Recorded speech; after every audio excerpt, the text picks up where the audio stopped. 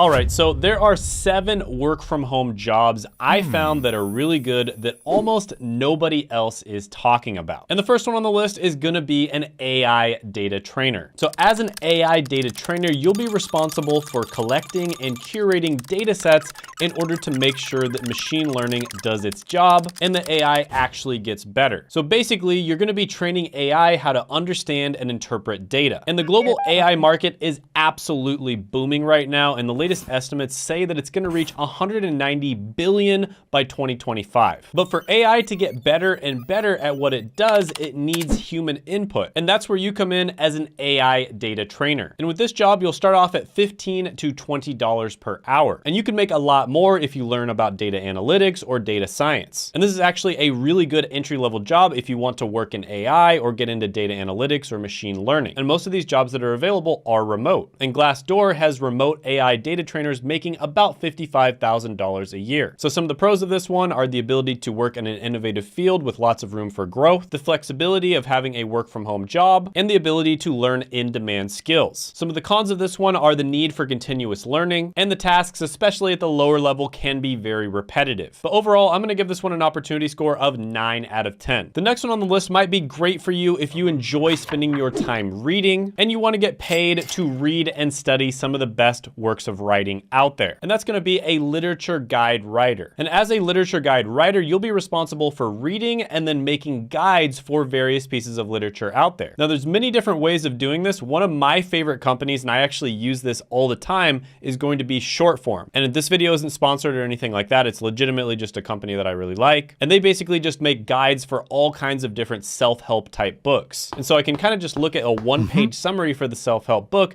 to see if it's something that would help me at the time. And then after I read it and get kind of a nice summary of it, then I can decide to read the whole book if I want to. And being a literary guide writer is kind of like being a skilled tour guide, leading readers through the intricate and fascinating landscape of literary masterpieces. And there's a lot of different companies out there that you can do this for, and you make somewhere around $25 an hour. So some of the pros of this one are you get paid to immerse yourself in the world of literature, you do get to work remote, and you can make a meaningful impact on other people's learning journeys. Some of the cons here are the need for continuous research, tight deadlines, and sometimes you'll have to align your creative vision with educational requirements. Overall, I'm gonna give this one a 7.5 out of 10 opportunity score. The next one on the list is gonna be great for you if you want to get paid to market other people's products without having to make your own product. And that's gonna be an affiliate marketing manager. Now, you could be an affiliate marketing manager for something like a blog, or you could be an affiliate marketing manager for a company. And in that case, you would actually be working with different online influencers or other blogs and helping them to effectively market your products. And being an affiliate marketing manager is kind of like being a conductor of an orchestra. You'll be coordinating with different affiliates to create harmonious marketing campaigns that resonate with an audience and drive sales. And a fun fact about this is 31% of online publishers say that affiliate marketing is their #1 revenue source. Now, this one is not an entry-level job. Typically, you are gonna have to have some digital marketing experience, but for this one, according to Glassdoor, you make about $99,000 a year. And by the way, later on, I'll talk to you about how you can get into digital marketing, because you actually don't have to get a college degree or have previous experience in order to start. So some of the pros of this one include the potential for high earning. Most of the jobs are remote, and they also have flexible work hours. And you have the opportunity to collaborate with a bunch of different diverse brands and affiliates. Some of the cons here are the need for self-motivation, the challenges of working in a competitive environment, and the fact that you have to rely on external factors like market trends and audience engagement. But overall, I'm gonna give this one an opportunity score of 9 out of 10. So one of the best ways to get into this one is to get your first entry-level digital marketing job. And my friend Seth has actually helped thousands of people get jobs in digital marketing.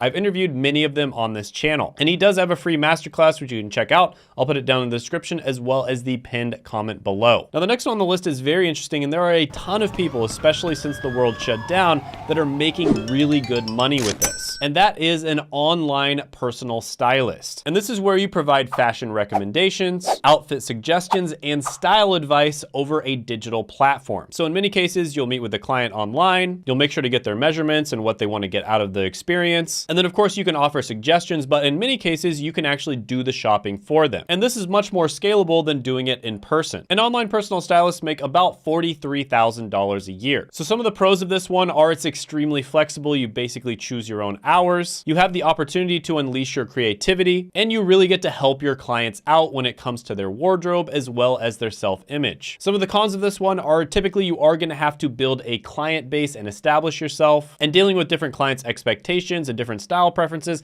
can be a little bit challenging. And I've seen other people that modify this a little bit and they actually turn it into a live stream type thing. So they'll basically just get a bunch of clientele that sort of have similar body shape and body sizes to them. And then they'll just get a bunch of clothes, for instance, and they'll just try them on a live stream. And then people in the comments can basically just bid on the clothes. So yeah, this is a really good one and it got super popular over the last few years. I'm gonna give this one a 7.5 out of 10 opportunity score. Now the next one might be great for you if you're a fan of podcasts, and that would be a podcast editor. Now, if you've ever listened to some of the biggest podcasts out there, for instance, Dan Carlin's Hardcore History, you'll notice that the use of silences in the podcast is incredibly important. So for instance, if he makes a really interesting point, there's usually gonna be 2 to 3 seconds of silence afterwards. And as a podcast editor, you have to have a really good ear for when to leave those silences in there and when to cut them out. So this is something that pretty much the only people who can do this well are people who regularly listen to podcasts. And it can honestly be very difficult to find people who can do this well. And that's why podcast editors make about $54,000 a year. So some of the pros of this one are the opportunity to work in the podcast industry, which is rapidly growing, a chance to shape the future of audio entertainment, and the fact that there's a lot more opportunities in the future, especially if you want to start your own podcast down the line. Some of the cons of this one are it can be hard to establish yourself. You do need to have experience in podcast editing specifically, which is different than any other type of editing. And oftentimes you have to meet very tight deadlines. But overall, I'm gonna give this one an 8.5 out of 10 opportunity score. The next one on the list might be great for you if you want to be like the Simon Cowell of judging ads online. And that's gonna be an ads evaluator. And in this position, you'll be assessing the quality and relevance of ads that you see online. And this is all designed to improve the user experience. Because yes, companies do want to make money and their advertisers pay them money, but they don't want their users to have a bad user experience just because some advertiser wants to use some sketchy marketing tactics. Now this is an entry-level job and you'll make around $39,000 a year. And this can also be a great way for you to get some experience if you want to work in the advertising industry. So some of the pros of this one are most of the jobs are going to be remote. You have a chance to improve the quality of online advertising for your company, and it can lead to a lot of opportunities down the line. Some of the cons of this one are your work as an ads evaluator can be somewhat subjective. It can be very monotonous, and the position itself doesn't pay that well. But overall, this is a great opportunity to get started. I'm gonna give this one an 8 out of 10 opportunity score. Now, the next one on the list is another type of digital marketing, and that is going to be a content marketing specialist. Now, the creator economy is growing faster than just about any industry out there, and I honestly think this is one of the industries that has the most opportunity. And with YouTuber being the #1 career that kids pick that they want to do when they grow up, getting a job in the creator economy can be incredibly lucrative, and it can also lead to you gaining the skills down the line to start your own brand someday. And as a content marketing specialist, your mission is going to be to craft